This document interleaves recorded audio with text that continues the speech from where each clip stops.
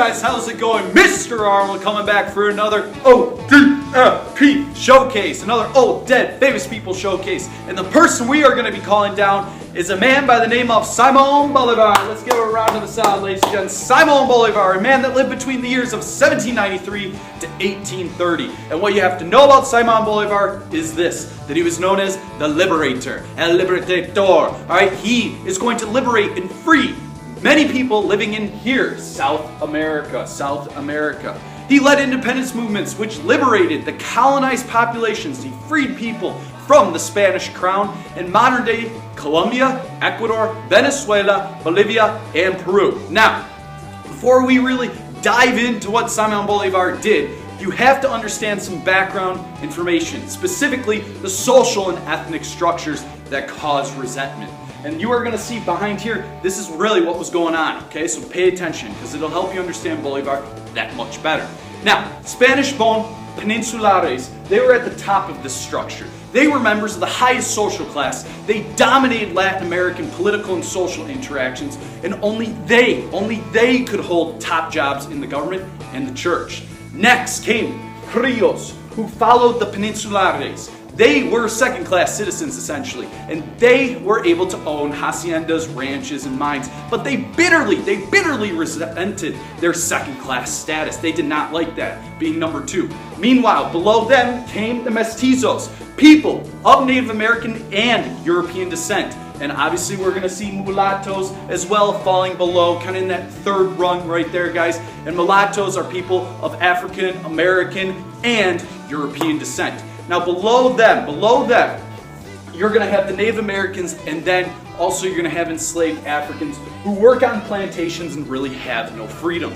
But what you have to understand is there's absolutely no social mobility, and it's all based on where and who or what family you were born into. So it's a very rigid system, and what you have to know about social class structures that are very rigid, they tend not to last, and people become very upset, like they did down here in many of these South American territories, okay? So, you have to understand how the influence of the Enlightenment in the Age of Revolutions, how that's going to impact Latin American revolutionaries such as Bolivar. Now, in order to understand, you have to really think about what Bolivar was like when he was younger. Bolivar was born into a prosperous Venezuelan family, and at the age of 6, he went across the Atlantic and moved to Spain following the death of his parents. Now, in Spain, he continued his formal education, and it was there where he started to learn about the Age of Enlightenment. And it was also in Spain where he started to hear about, the American Revolution occurred in 1776.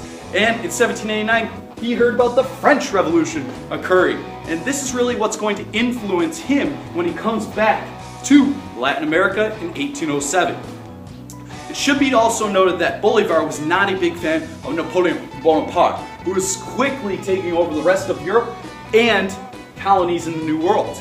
Now, in 1807, Joseph Bonaparte, Napoleon's brother, had been named King of Spain and all its colonies. This did not go over well with most Latin American settlers, and many, like Bolivar, decided to join resistance movements against this.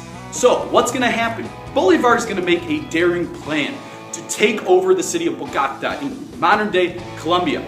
His daring plan called for his army to march across the Andes Mountains and attack the Spanish at the city of Bogota, the capital of the viceroyalty of what was known as New Granada back then. Right now, it is present-day Colombia. He led his army through swampy lowlands and over the snow-capped Andes to take Bogota and surprise the Spanish when he got there. Other victories later followed, and by 1821, guys, he began to move south and began to liberate Ecuador and Peru and Bolivia. Right here on the map, you can kind of see Ecuador, Peru, Bolivia, all right behind me. He started conquering these places, well, not necessarily conquering, but liberating these places away from the Spanish control, and they became independent countries by themselves. Now, in 1819, so to speak, he had an idea to create a massive country called Gran Colombia, but it failed. The Wars of Independence really ended in 1824, and Bolivar worked tirelessly to try and unite the lands that he had once liberated into a single nation. We have certain countries that exist here today, such as Colombia, Ecuador.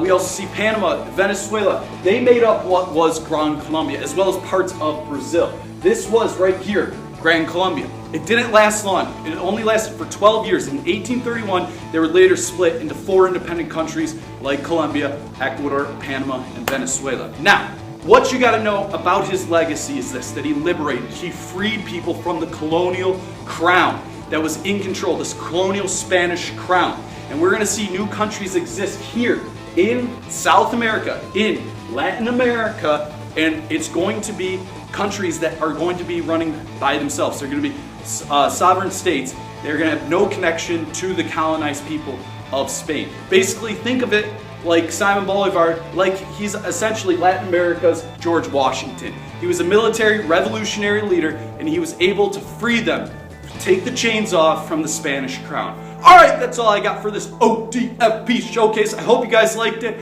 I'm going to be signing out. I'll see you guys later. Take care.